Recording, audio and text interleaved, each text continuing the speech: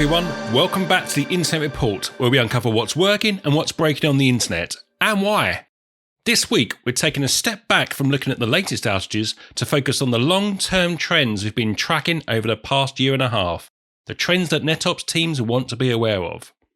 In particular, we're focusing on an increase in the percentage of cloud service provider outages compared to ISP outages. We'll discuss why this might be happening, recommendations for IT teams, and monitoring best practices. I'm Barry Collins, and I'll be hosting today with the amazing Mike Hicks, Principal Solutions Analyst at Cisco ThousandEyes. As always, we've included the chapters in the episode description below, so you can skip ahead to the sections that are most interesting to you.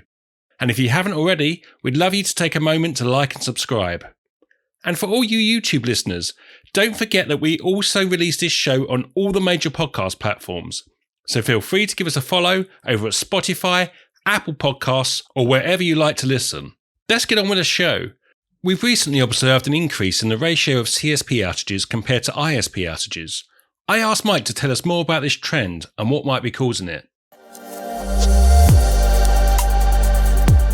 Let me just clarify what we're talking about when we talk about these increased ratios. So from a ThousandEyes perspective, when we actually look at this health of the internet, we're looking at the outages occur. Now, we'll say a network outage is where we see 100% fall in packet loss across the interface, where we triangulate that across sort of multiple interfaces to say, yes, this is definitely happening at this point there from a number of tests. We then separate those out into provider types. So we talk about internet service providers, cloud service providers, unified communication service providers, and those types of things there. So we'll split those out, DNS providers as well. Now, when we look at the most prevalent of the outages, so who make up the most outages, we then see that ISPs and CSPs. So the ISPs and CSPs still account for the majority of observed outages we see. What we've actually seen between January and May 2024 is that representation for the ISPs has actually dropped 12% on average. Now, it doesn't mean those numbers have gone down. It just means when compared to the same period in 2023, we've actually sort of seen the percentage of ISP numbers actually drop. We've actually seen the percentage of CSP outages go up compared to the overall outages. So outage numbers are increasing, but those ratios have sort of changed. Now, if we then sort of take just the ISPs and the CSPs together, this is when we've seen this sort of this big shift. So we started then to see, if we look at this from the same period when we're looking in 2023 or 2022 even, let's go back a previous year, we sort of saw 89% ISPs to 11 in terms of CSPs. That then changed and we see going up in 2023, we sort of 83 to 17. Now, what we actually saw this first 5 months of this year, we actually saw it jump from 73 for ISPs to 27. So only looking at the first 5 months there, but we've done this looking this compared year over year because we see these seasonal ups and downs. And what we've then started to see is this increase, like I say, in these CSPs. So the outages numbers have started to go up. What do you think is driving this trend, Mike? So there's a number of factors. So first of all, let's take a look at the ISP side of things. So we'll talk about a reduced impact zone. Now, what I mean by that is if we consider an interface going down, what we used to see or we have seen historically is almost a domino effect. So an interface, we saw a loss rate interface, it impacts a downstream interface, which impacts a downstream interface and so on. So what we've started to see is this ability to essentially reduce it. So when they're doing maintenance work or scheduled engineering work, what they're able to do is to sort of more control what's happening. So you don't get this domino effect. Now, a lot of this is driven because the infrastructure is changing. So there's a migration away or an evolution away from essentially sort of a hardware based, although we're still talking hardware, to more sort of software defined networking involved. So we can actually sort of switch things in and out and control on a greater zone. So therefore, we're not seeing so much this domino effect. So that impact zone, that radius of impact is kind of decreasing. So that's one reason why essentially we're seeing reduction, even though the numbers are actually growing. Another reason for the increase in number of CSP outages is simply that they're building more infrastructure, laying more fiber, offering more services. And then sort of increases in demands for some of their services in terms of where they want to put workloads, people running things in the cloud provider's environment there. So this migration or this transformation, moving stuff into the cloud, has meant that there's this greater resilience. They're building this out for a reason. They're not just building it out for the fun of it. So this infrastructure is growing. So they're starting to have more of a say, as it were, in terms of how that network traffic is routed around, both in their backbone as well as the services they provide there. So the fact then we've got more infrastructure out there, the likelihood of actually starting to see more outages occur or more instances of this loss rate is going to rise. That's one sort of thing I want to say about both instances. And I kind of touched it a little bit when I was talking about the ISPs there. But also a lot of these outages that we see might not necessarily be user impacting. So we talked about the fact we're seeing them rolling out new infrastructure. So some of this we know definitively because they'll actually, we're putting in a new fiber and we're connecting it between these two regions there. We're building a new availability zone. So we actually know the infrastructure is going around there. But the other one is we'll actually link the outages essentially down to some of their broadcasts in terms of when they're making statements about scheduled maintenance. We'll actually sort of see those information. You can correlate it directly to an outage report. The other thing is then the time of day they'll occur. They tend to occur sort of on the hour outside of business hours for that local zone. So you'll see those occurring. So there we're looking at engineering work, so some sort of things going on during that period of time. Point I want to make is not all these outages are necessarily destructive or user impact. Because we have this ability for the network to reroute around, we have multiple zones with distributed architectures, but also because of this ability to essentially reduce that impact zone through software, through understanding how things are linked together and how things are going to impact each other as they go forward. Do you expect this trend to continue in the second half of 2024? Yeah, I do. And these things are only going to increase. We're starting to see sort of more demands for increased workloads. People are talking about sort of running the AI workloads into the cloud. There's the increase in people sort of moving this stuff across into the cloud. Cloud providers are also increasing their backbone capacity, which improves performance by letting customers move their workloads closer to where they are located, reducing latency. So the infrastructure, the footprint, I can only see growing, and therefore then I can sort of see this trend increasing there, where we get more efficient in terms of the ISPs, being able to have more of that software-defined networking so we can contain if we do the engineering work, or if we do have a failure to be able to route around it quickly. And likewise, the footprint of the CSPs increasing. And again, sort of think that increases number. So we'll start to see that ratio maybe not balance out across there, but certainly continue to increase. So given this increase in the proportion of CSP outages, what are some of the things that IT teams should bear in mind? Mike says the first thing to remember is that it's all about attribution. So where is that particular performance degradation, that bottleneck? And it's about seeing everything holistically. So I need to be able to understand how the application is interacting with the network and vice versa. We've seen this increase. We talk about this increase in the CSPs, the cloud service provider networks there. What I want to be able to do is to sort of see how far I can actually go into that environment. Now, again, remembering my users are distributed, remembering my workloads can be distributed, and I'm relying on sort of the internet and different paths to actually get there. Different cloud providers will have different ways of getting onto the internet. So some of them will get straight onto the internet at early stages. Some will try and use their backbone. And we see this shifting from region to region and provider to provider. So what I mean by that is there's going to be essentially sort of dark spots or potential dark spots what you'll see on there. So when I come back to this point about attribution, to understanding whose responsibility it is to resolve, to improve performance on an environment there, or even from a planning perspective, the more visibility you can get going deep into these environments. So I want to understand specifically, let's say, where is my EC2? Where's my workload located? And which load balancer is actually using it to get from there? Because if I'm seeing, and we talked about this, where we've seen these applications where we start to see sort of these bad gateway or these service unavailables, we can trace it and we would say, okay, this looks like it's on a load balancer. But to be able to say specifically on this particular load balancer becomes really important there. It's also important for NetOps teams to understand how their traffic is being distributed. Again, if I'm starting to use sort of different workloads in different areas there, how do I know where my traffic is actually flowing? So my usage data, I know from a performance perspective, but I also need to understand in context of what that means in terms of the usage. Where are my virtual private cloud data going to and from? Sort of where we're going, what's the throughput of that? What's the ingress versus egress? Now that becomes important, not just from this performance perspective to understanding when I need to troubleshoot, but also being able to understand from a planning point of view. We've talked in other podcasts where we've gone about sort of the compute costs or the developers offsetting the compute resources down to the host infrastructure. And then sort of, we have the similar situation in terms of the ingest. So we're talking of data coming in out to these environments. So if I can understand how that is and understand if it's all relevant, not just from essentially from a backup or from a resilient perspective, but also from a usage, I might be able to sort of make better use of my environment And not just to serve performance, but then to how can I actually then capacity plan, for want of a better description. So how can I actually work out when my workloads are going to be, so I don't degrade performance, but I'm actually sort of maximizing or utilizing my sort of throughput data most of all.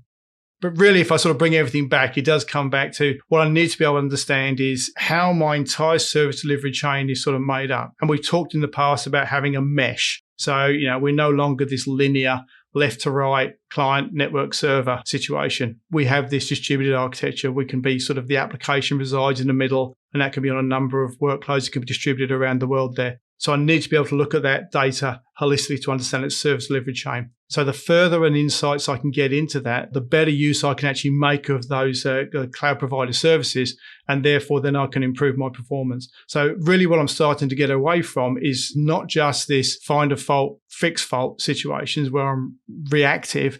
I can truly start to become proactive. I can see that whole. I can make informed decisions is probably a better way of putting it. I can make informed decisions about how we want to move forward. And once I have that visibility, then what I'm starting to do is to get on that continuous improvement journey. So I'm no longer firefighting or just paying the same bill every month. I'm now starting to get to this situation where I can make informed decisions and plan accordingly.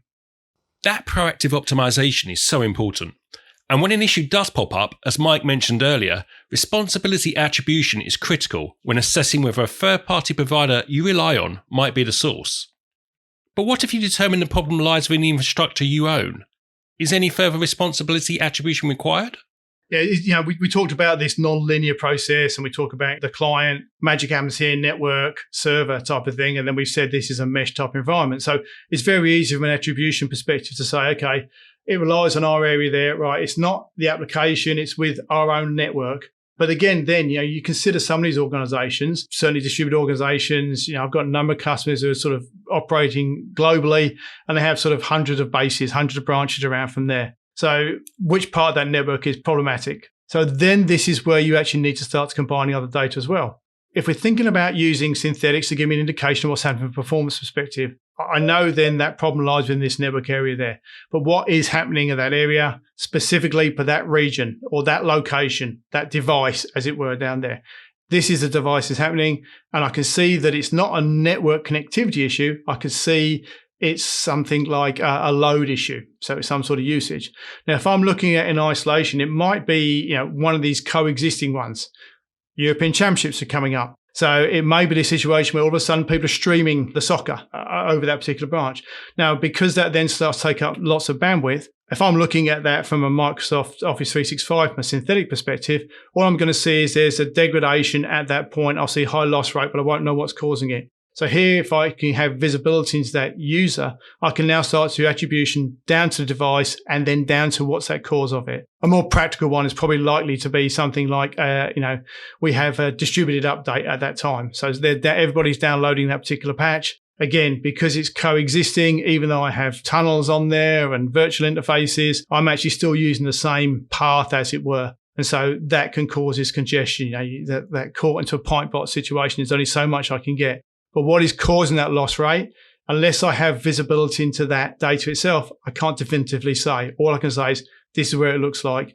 And again, then I'm starting to go through that. So yes, attribution down to that on-premises level is gained again simply by looking at that usage data and correlating that across the other signals you're getting to then make a definitive identification of where the problem lies. Mike touched on synthetics a moment ago. What's powerful about being able to blend real usage data with synthetics?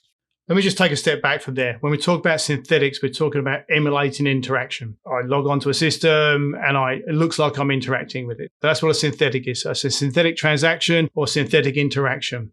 Then when we talk about the other data, we're talking essentially about real user data or usage type of data. So this can be obtained through things like flow or sort of packet level type of data. You can actually get that. So, two distinct ways of sort of collecting the data there.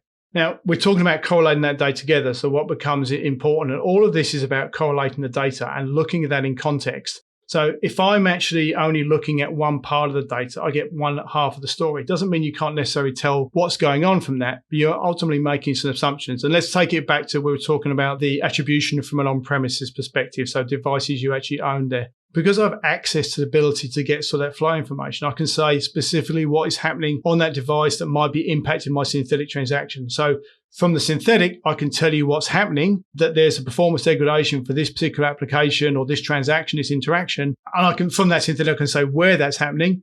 The usage data will tell me why it's happening in that context.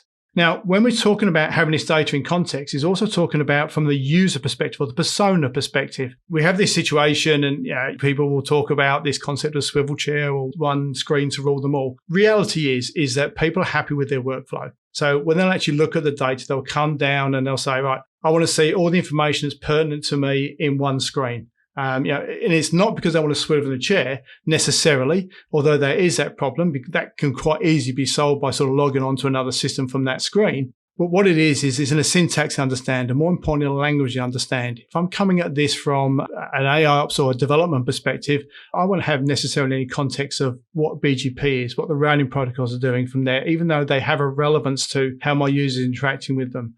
So it's about bringing this information together and then sort of combining it in one particular view. If I'm talking about a LAN team, I need to attribute where that problem is occurring. It's on the application, it's on the network, is it on the server there? Which part of the network's it on?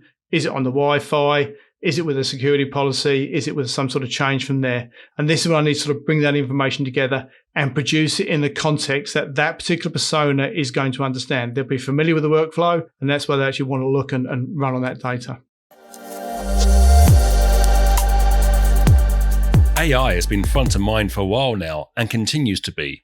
When you think about AI and the NetOps and IT ops space, what are you seeing, Mike? So an outage are the manifestation of initial failure that cascades to other interconnected systems and services. Now, these are caused by complex interconnected patterns of events rather than a single linear pattern.